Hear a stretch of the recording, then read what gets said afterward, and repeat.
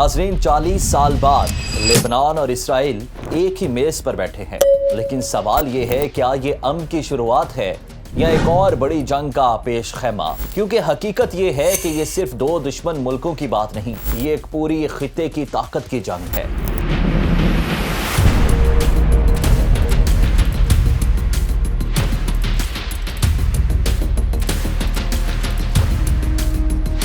अस्सलाम वालेकुम, मैं हूं फैजान इकबाल और आप देख रहे हैं सुनो एक्सप्लेन्स। आज हम एक ऐसे मामले को समझेंगे जो मशरिक़ वस्ता की तारीख बदल सकता है। लेबनान और इसराइल के दरमियान 40 साल बाद मुज़ाकरात क्यों हो रहे हैं? क्या वाकई अमन मुमकिन है या ये सिर्फ एक वक्ती खेल है? और ये मुज़ाकरात क्यों शुरू हुए? हकीकत को समझने के लिए हमें हालिया जंग को समझना होगा। 2026 में ईरान, अमेरिका और इसराइल के दरमियान जंग शुरू हुई। इसी दौरान लेबनान में मौजूद एक ताकतवर ग्रुप हिजबुल्लाह ने इसराइल पर हमले शुरू कर दिए, जिसके बाद इसराइल ने जवाबी कार्रवाई की। नतीजा ये निकला कि 2000 से ज्यादा अफराद हलाक हो गए, 10 लाख से ज्यादा लोग बेघर हो गए। ये सिर्फ जंग नहीं थी, ये एक इंसानी बहरान बन गया। असल तनाज़ा क्या है? ये जंग दरअसल 3 सतहों पर चल रही है। पहली सतह लेबनान बामुकाबला इसराइल की है, दूसरी सतह इसराइल बामुकाबला हिजबुल्लाह और तीसरी और सबसे अहम सतह अमेरिका बामुकाबला ईरान है। क्योंकि हिजबुल्लाह सिर्फ एक ग्रुप नहीं बल्कि ईरान का इत्तेहादी है, इसीलिए ये तनाज़ा एक मुकामी जंग नहीं बल्कि आलमी ताकतों की प्रॉक्सी जंग भी है। मुज़ाकरात में असल मुतालिबात क्या है? यहाँ सबसे अहम नुक्ता आता है। इसराइल का मौक़िफ़ है कि हिजबुल्लाह को मुकम्मल तौर पर गैर मुसल्लह किया जाए और जनूबी लेबनान से ख़त्म किया जाए।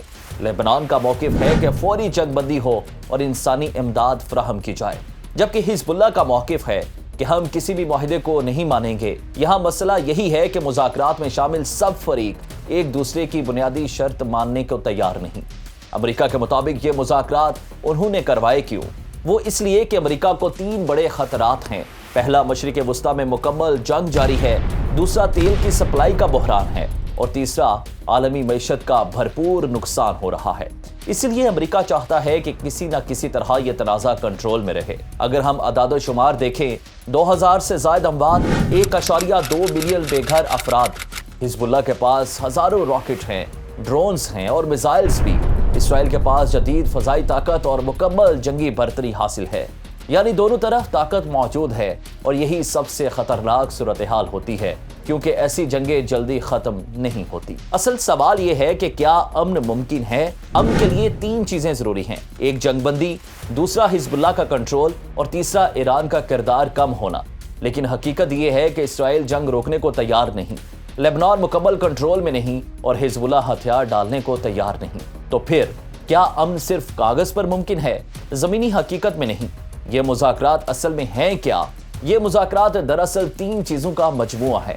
पहला, वक्त खरीदना, दूसरा, बैनुल-अक़वामी दबाव कम करना और तीसरा, आने वाली बड़ी जंग को रोकना। लेकिन मुकम्मल हल फिलहाल कहीं नज़र नहीं आता। ये सब क्यों अहम है?